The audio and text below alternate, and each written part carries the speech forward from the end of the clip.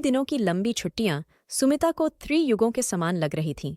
पहला दिन घर के कामकाज में निकल गया। दूसरा दिन आराम करने और घर के लिए जरूरी सामान खरीदने में बीत गया। लेकिन आज सुबह से ही सुमिता को बड़ा खालीपन लग रहा था।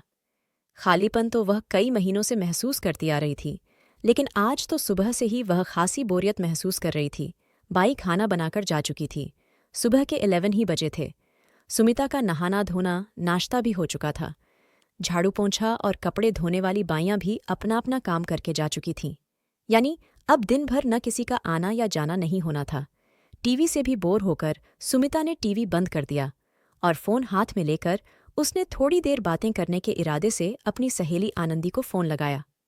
हेलो, उधर से आनंदी का स्वर सुनाई दिया। हेलो आनंदी, मैं सुमिता बोल रही हूँ। कैसी है, क्या चल रहा है? सुमिता ने बड़े उत्साह से कहा। ओह, आनंदी का स्वर जैसे तिक्त हो गया। सुमिता की आवाज सुनकर, ठीक हूं, बस घर के काम कर रही हूं। खाना, नाश्ता और बच्चे, और क्या? तू बता। कुछ नहीं यार, बोर हो रही थी तो सोचा तुझसे बात कर लूं। चलना, दोपहर में पिक्चर देखने चलते हैं। सुमिता उत्साह से बोली। नहीं यार, आज रिंकू की तबीयत कुछ ठीक नहीं लग रही है, मैं नहीं जा पाऊंगी। चल अच्छा, फोन रखती हूं। मैं घर में ढेर सारे काम हैं। पिक्चर देखने का मन तो मेरा भी कर रहा है, पर क्या करूं? पति और बच्चों के ढेर सारे काम और फरमाइशें होती हैं। कहकर आनंदी ने फोन रख दिया।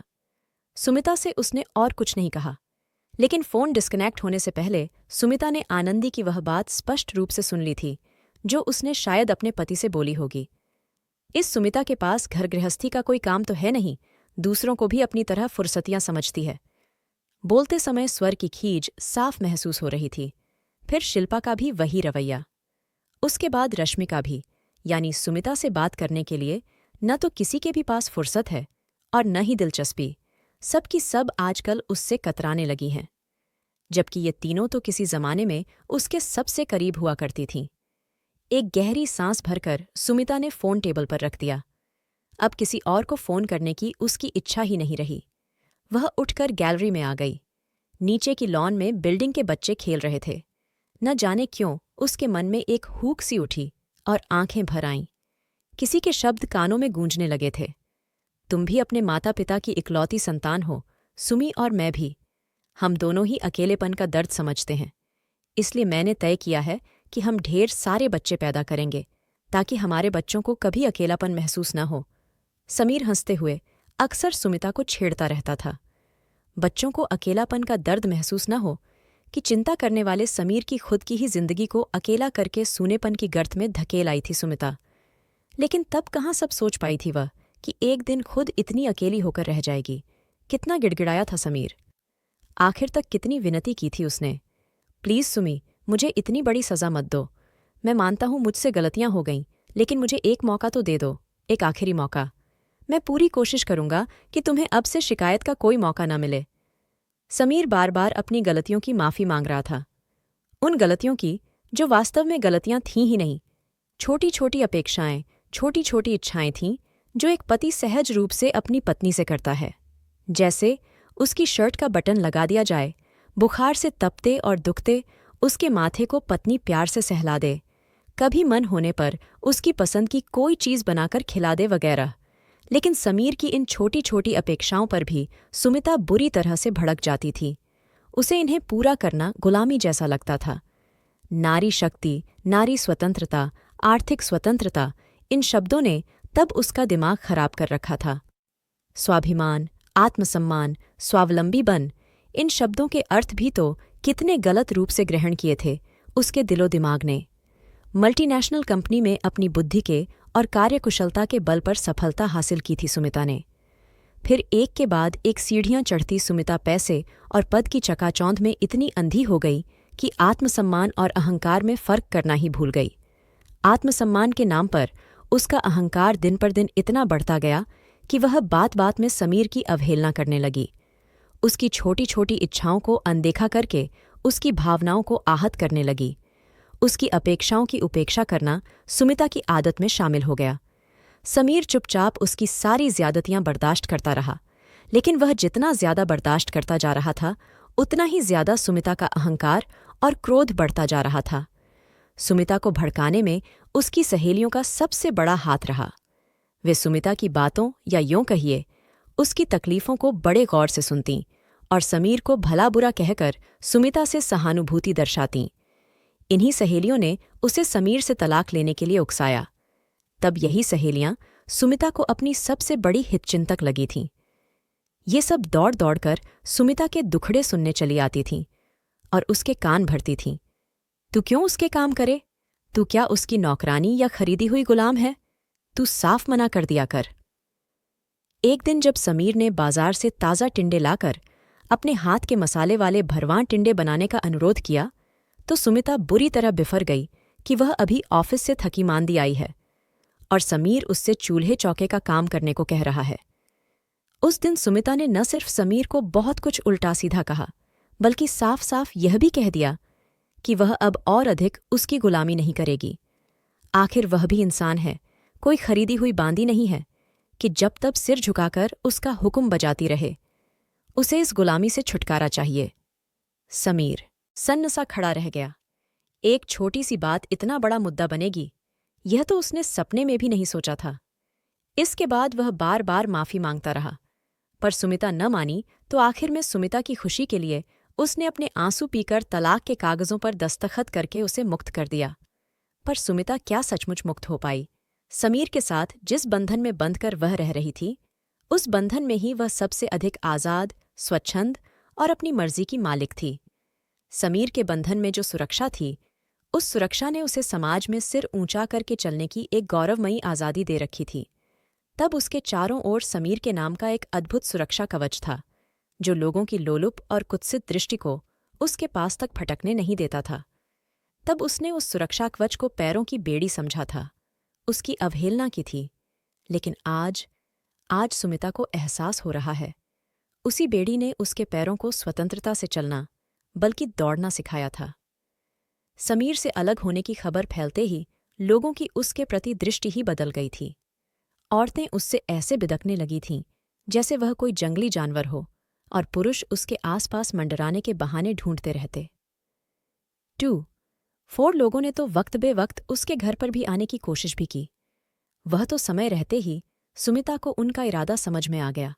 नहीं तो अब तो बाजार या कहीं भी आते जाते सुमिता को एक अजीब सा डर, असुरक्षा तथा संकोच हर समय घेरे रहता है, जबकि समीर के साथ रहते हुए उसे कभी कहीं पर भी आने जाने में किसी भी तरह का डर नहीं लगा था। वह पुरुषों से भी कितना खुलकर हंसी मजाक कर लेती थी, घंटों गप्पे मारती थीं, पर न तो कभी सुमिता को कोई झिझक हुई और न ही साथी पुरुषों को ही। पर अब किसी भी परिचित पुरुष से बातें करते हुए वह अंदर से घबराहट महसूस करती है। हंसी मजाक तो दूर, परिचित औरतें खुद भी अपने पतियों को सुमिता से दूर रखने का भरसक प्रयत्न करने लगी है। भारतीय के पति विशाल से सुमिता पहले कितनी बातें, कितनी हंसी टिठोली करती थी। चारों जने अक्सर साथ ही में फिल्म देखने, घूमने फिरने और रेस्तरां में साथ साथ लंच या डिनर करने जाते थे। लेकिन सुमिता के तलाक के बाद एक दिन आरती ने अकेले में स्पष्ट शब्दों में कह दिया, अच्छा होगा तुम मेरे पति विशाल से दूर ही रहो। अपना तो घर तोड़ ही चुकी हो, अब मेरा घर तोड़ने की कोशिश मत करो। सुमिता स्तब्ध रह गई। इसके पहले तो आरती ने कभी इस तरह से बात नहीं की थी। आज क्या एक अकेली औरत द्वारा अपने पति को फंसा लिए जाने का डर उस पर हावी हो गया।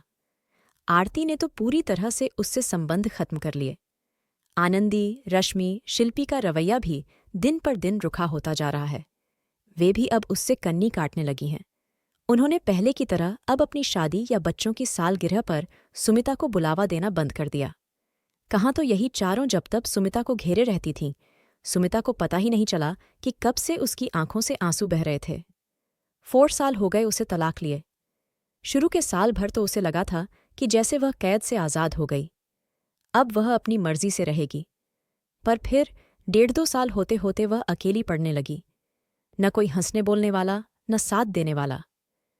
सारी सहेलियां अपने पति बच्चों में व्यस्त होती गईं और सुमिता अकेली पड़ती गई। आज उसे अपनी स्वतंत्रता, स्वावलंबन, अपनी नौकरी, पैसा सब कुछ बेमानी सा लगता है। अकेले तन्हा जिंदगी बिताना कितना भयावह और दुखद होता है। लोगों के भरे पूरे परिवार वाला घर देखकर सुमिता का अकेलेपन का एहसास और भी अधिक बढ़ जाता और वह अवसादग्रस्त सी हो जाती। अपनी पढ़ाई का उपयोग उसने कितनी गलत दिशा में किया। स्वभाव में नम्रता के बजाय उसने अहंकार को बढ़ावा दिया और उसी गलती की कीमत वह अब चुका रही है।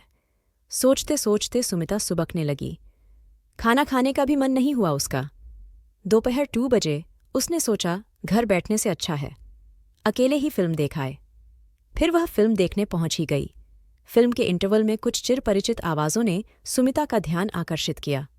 देखा तो नीचे दाई और आनंदी अपने पति और बच्चों के साथ बैठी थी। उसकी बेटी रिंकू चहक रही थी।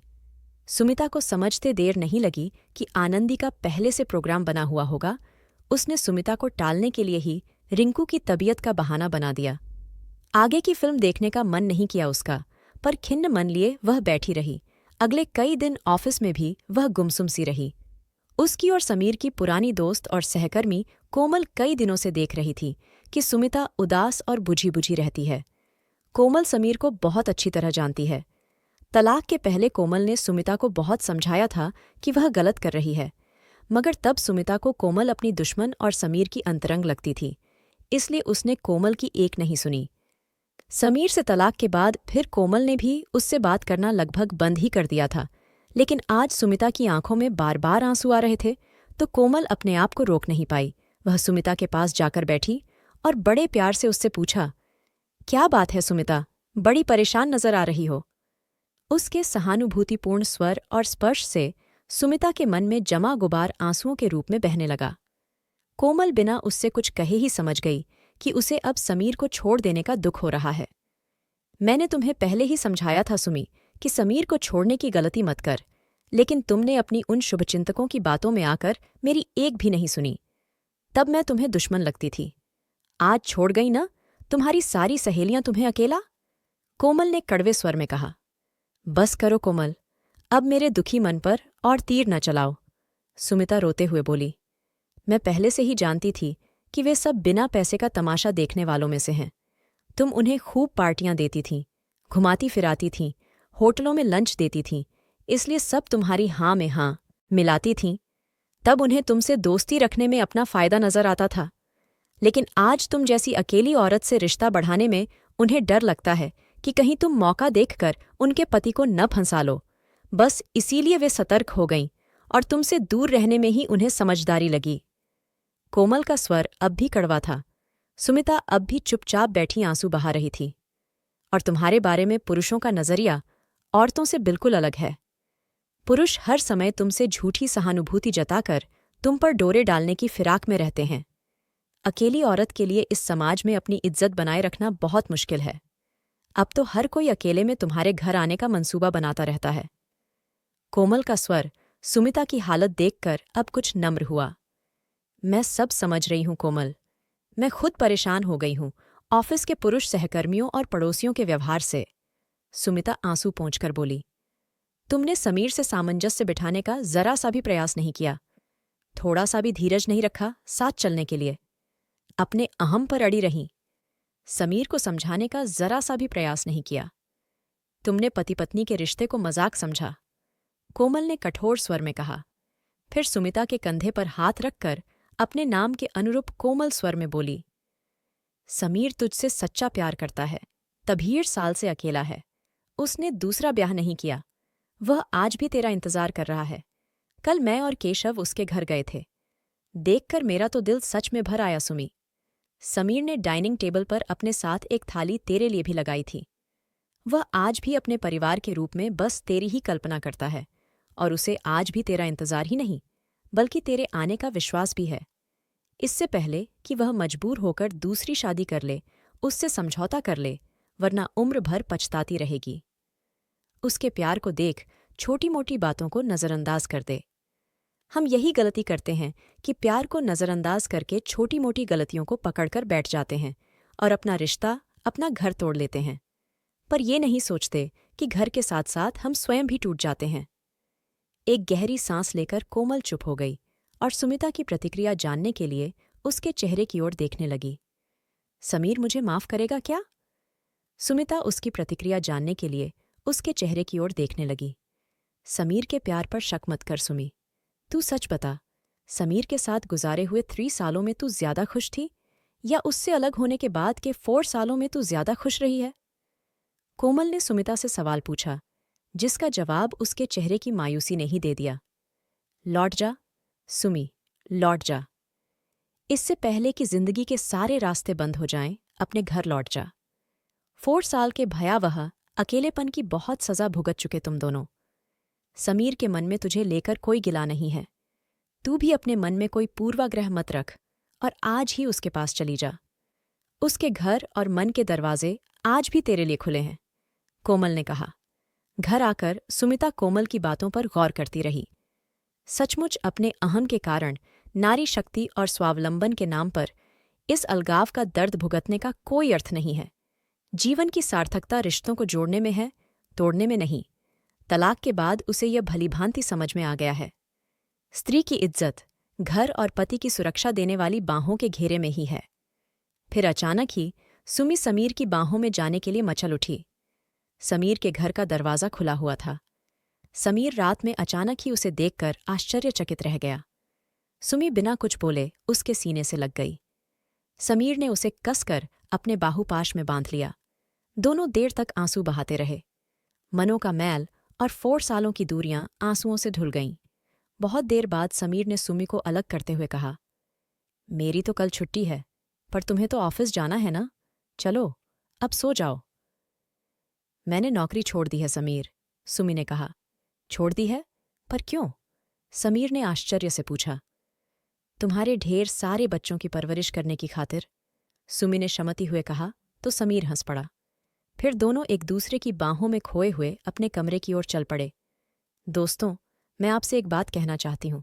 आप वीडियो को पूरा देखा करो और वीडियो अच्छा लगे तो लाइक कर दिया करो और चैनल को सब्सक्राइब कर लिया करो।